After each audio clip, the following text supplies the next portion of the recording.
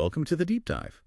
Today, we are diving into some really dazzling and surprisingly sharp material. Yeah, these are excerpts from Oscar Wilde's classic play, A Woman of No Importance, which you, our listener, shared with us via Project Gutenberg, so thank you for that. And our mission here really is to navigate this world. It's full of witty conversation, sure, but also social commentary and, well, unexpected drama. Exactly. We want to go beyond just, summarizing the plot.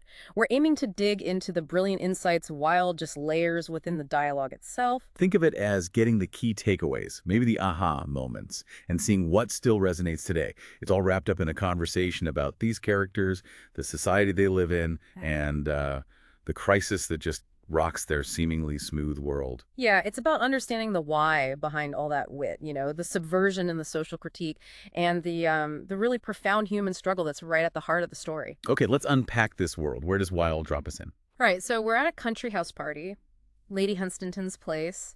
The scene's set among the English upper class. They're mingling on a terrace. Sounds pretty idyllic, actually. Initially, yeah. It's the picture of polite society, isn't it? Lots of small talk, concerns about the weather, whether houses are damp. All the things you'd expect from a comfortable, established group. And the characters get introduced pretty quickly, giving us a real cross-section of this world. You've got the old guard, Lady Hunstanton, Lady Caroline, Sir John. Their views are, well, let's say traditional. Very traditional. And then you have the younger, maybe more cynical set, like Mrs. Allenby and Lady Stutfield. Their wit really sparkles, but often with a kind of hard edge. Wilde also brings in outsiders, which is clever. They highlight the norms by contrasting them. There's Mr. Kelvil, an earnest member of Parliament, and crucially, Miss Hester Worsley. She's a young American visitor, and she has very different ideas about, well, everything. And central to the drama that unfolds are Gerald Arbuthnot, a young man trying to find his place, and the figure everyone seems to know sometimes in hushed tones, Lord Illingworth. Right. Lady Caroline calls him a man of high distinction, someone it's a privilege to meet. Which immediately tells you about his status, definitely. But, as we're going to see, distinction in this world doesn't always equal virtue, does it? No, not at all. And right away, in these early chats, Wilde starts laying bare the values of this society, often through characters like Lady Caroline, who's just delightfully rigid. She has an opinion on everything, from American geography being very drafty to making sure Sir John is wrapped up warm. Right, against the damp. To who is suitable for their company. She states it quite plainly, doesn't she? In her youth, you never met anyone in society who worked for their living. It was not considered the thing. It's less about morality, more about social convention, isn't it? And she's very clear about Mrs. Allenby, with her rumored past, being hardly a very suitable person, though she does hedge it a bit, suggesting she only ran away once. A bit of gossip there. And her advice for English women: conceal their feelings till after they are married. Wow. And her general life philosophy: it is much safer to believe evil of everyone at once. Safer, maybe. Then you are not disappointed when you find people are wicked. That line just tells you so much about the cynicism bubbling underneath. It really does. And contrasting completely with that view is Hester Worsley, the American. She arrives with this almost startling sincerity. Yeah, she praises Gerald's beautiful nature, calls him simple, so sincere. This open enthusiasm for a young man seems to genuinely fluster Lady Caroline. Hester represents a different value system, right? One where people who work are respected most, which directly challenges that aristocratic idleness Lady Caroline embodies. Absolutely. And the plot really kicks off when Gerald arrives with his big news. Which is? Lord Illingworth has offered him a job. Private secretary. Ah, okay. And how does the company react? Overwhelmingly positive, actually. Lady Hunstanton sees a brilliant future for him. Everyone agrees it's a wonderful opening. But even with all the congratulations, you start to feel the shadow of Lord Illingworth's reputation creeping in, don't you? Definitely. While Lady Caroline calls him distinguished, Lady Stutfield later whispers, almost conspiratorially, the world says that Lord Illingworth is very, very wicked. So the stage is set. That duality between distinction and wickedness, surface and reality. That's what Wilde just excels at exploring, and often through this incredibly sharp, witty dialogue. Absolutely. This is where we get some of those really famous Wildean lines, the conversations between, say, Mrs. Allenby and Lady Stutfield about marriage and men. Oh, they dissect it with ruthless cynicism. Mrs. Allenby calls her husband a promissory note. I'm tired of meeting him. Ouch. And Lady Stutfield's reply about renewing him from time to time, it's priceless. It captures this almost disposable view of relationships in their circle. And the idea of the ideal husband, Mrs. Allenby's description is just a perfect send-up of what society expected then. Yeah, paying bills and compliments, compromising you in public but respecting you in private, always ready for a dramatic scene. It's like a performance, not a partnership. It really highlights how the rules of their society have kind of warped genuine connection. And Mrs. Allenby's line about life being just a mauvais quart d'heure made up of exquisite moments, a bad quarter hour filled with exquisite moments. That's the peak of jaded hedonism, isn't it? It is. And Lord Illingworth joins right in with his own provocative statements, basically confirming his wicked reputation. He claims things said about him behind one's back that are absolutely and entirely true. There's a strange kind of honesty in his dishonesty, you know? Yeah. He's kidding about American girls, suggesting they're so extremely anxious to get out of America, which he calls the paradise of women. And his jab that American women are wonderfully clever in concealing their parents, that becomes ironically significant later on. Even seemingly mundane topics like what to do for the poor become vehicles for critique. Lady Caroline's blunt blankets and coals are sufficient. Contrasts so starkly with the more charitable, if maybe patronizing, ideas from others. It's a harsh look at class attitudes. And Illingworth's definition of health as the unspeakable in full pursuit of the uneatable about fox hunting.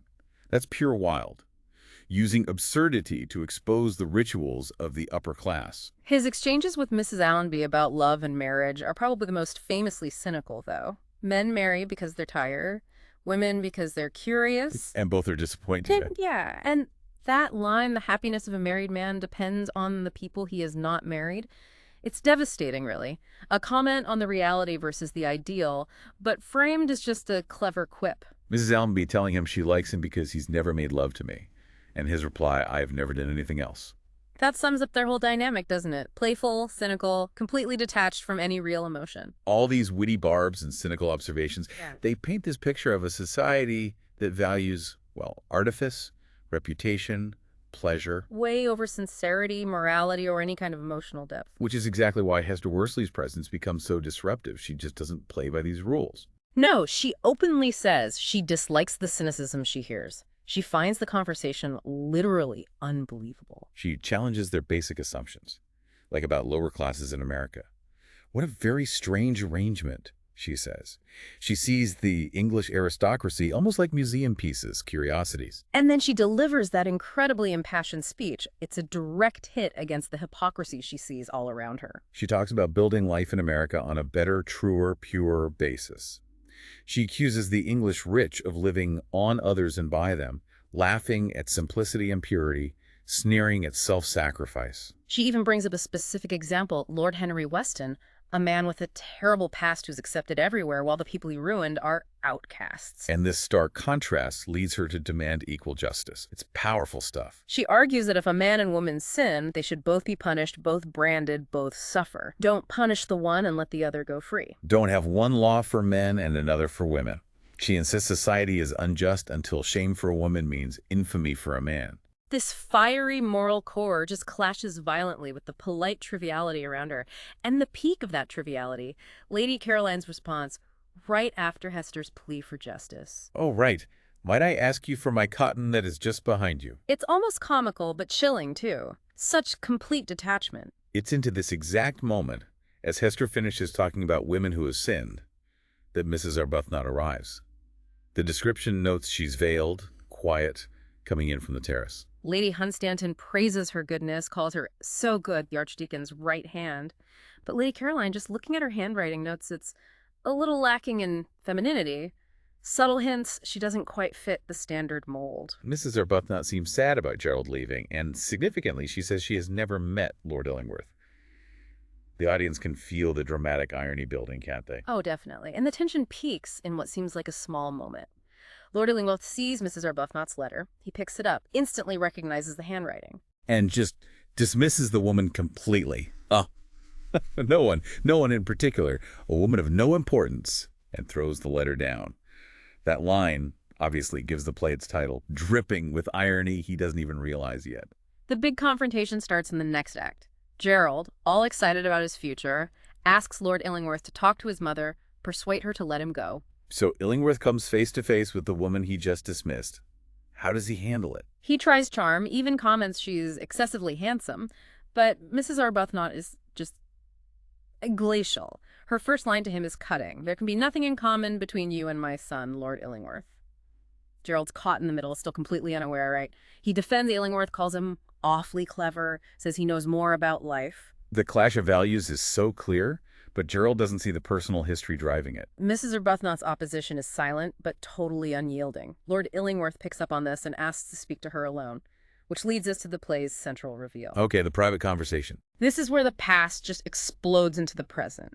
Illingworth drops the polite act immediately. So that is our son, Rachel. He acknowledges Gerald as their child, even notes he's a Hartford, every inch of him. He asks about the names, Arbuthnot. Because she had no right to any name, Gerald.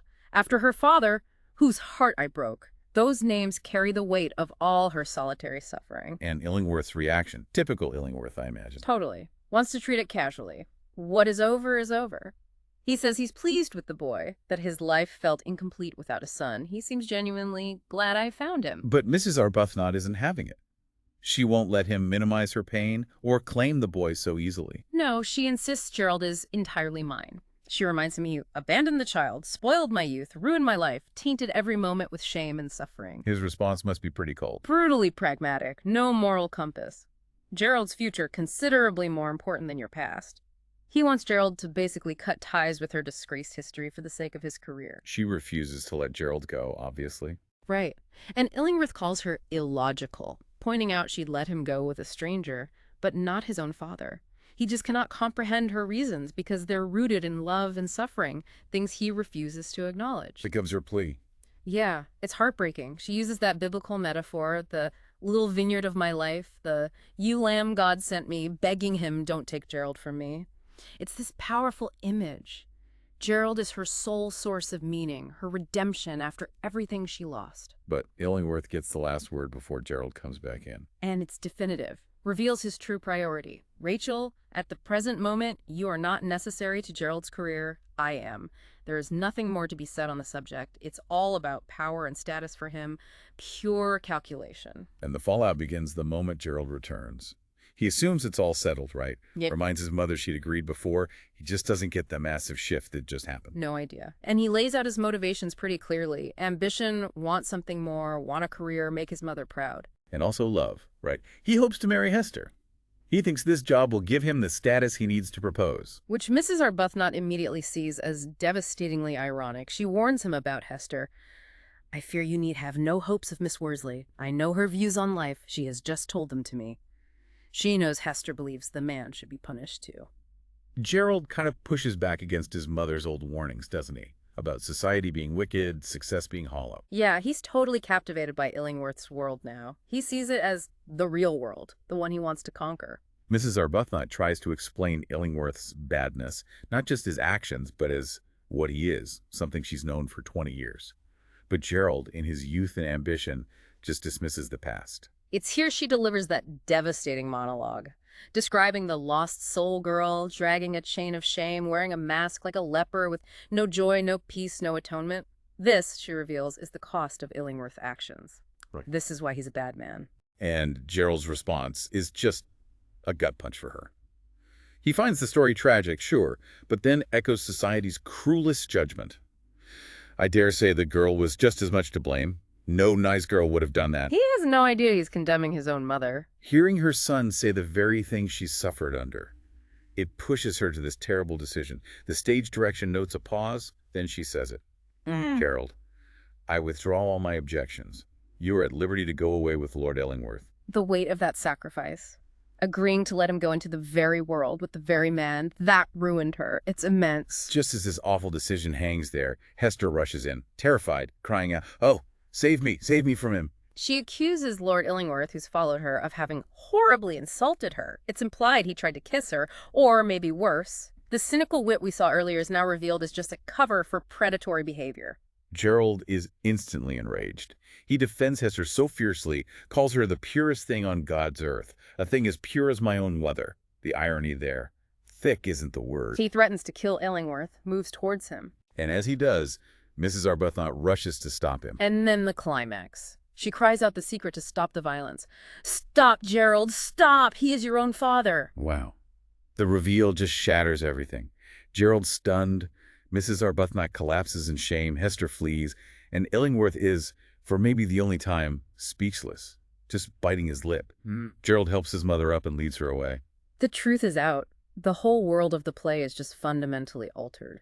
So we jump to the morning after, Act 4, and the social world just carries on. Almost oblivious, Lady Hunstanton is chattering about Mrs. Arbuthnot's headache, calling her room a happy English home, completely missing the massive trauma that just occurred. But Gerald has made his decision. He tells Lady Hunstanton he's given up my intention of being Lord Illingworth's secretary. And his reason? Simply that their views of life are too different. Understated, to say the least. Lady Hunstanton is baffled, calls it pure laziness, assumes his father would make him go.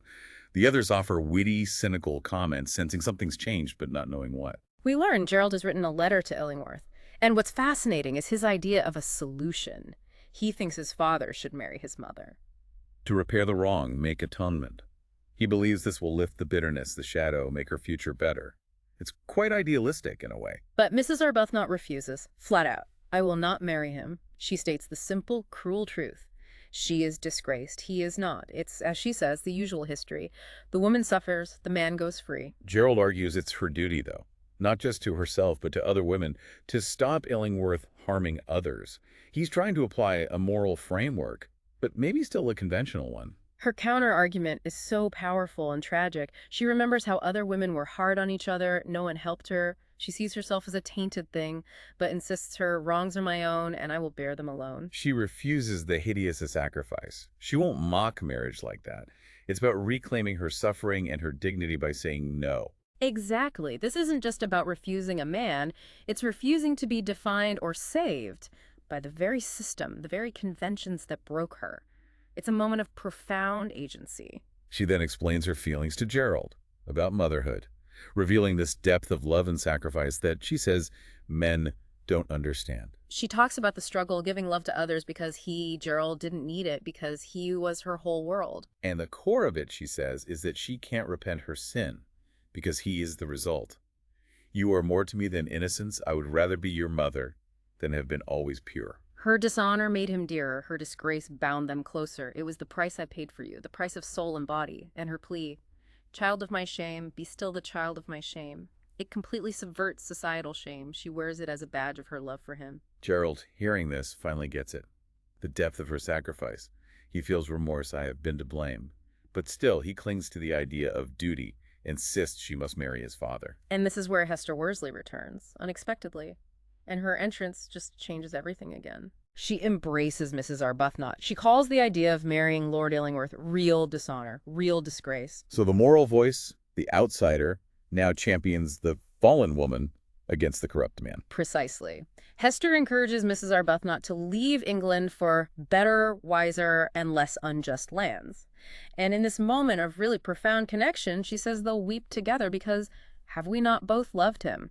Meaning Gerald. Wow. Then she turns to Gerald. Yes, and lays down the moral law he finally needs to hear. He cannot love Hester unless he loves his mother. Cannot honor Hester unless his mother is holier to you. She says that in his mother, all womanhood is martyred. She forces him to confront his father's character directly. And Gerald's response is unequivocal now. Respect him. I despise him. He is infamous. That's the turning point for him. He chooses, kneels beside his mother, asks forgiveness, accepts her not just as mother, but as my mother and my father all in one. I need no second parent. Mrs. Arbuthnot then solidifies her refusal of Illingworth. She looks at Gerald and Hester and makes this beautiful final statement. "Gerald, I cannot give you a father, but I have brought you a wife." And Hester echoes this, revising her earlier, stricter views maybe? Yeah, with her own powerful line, "God's law is only love." The play ends not with society's rules restored, but with this new kind of family unit, founded on love and honesty.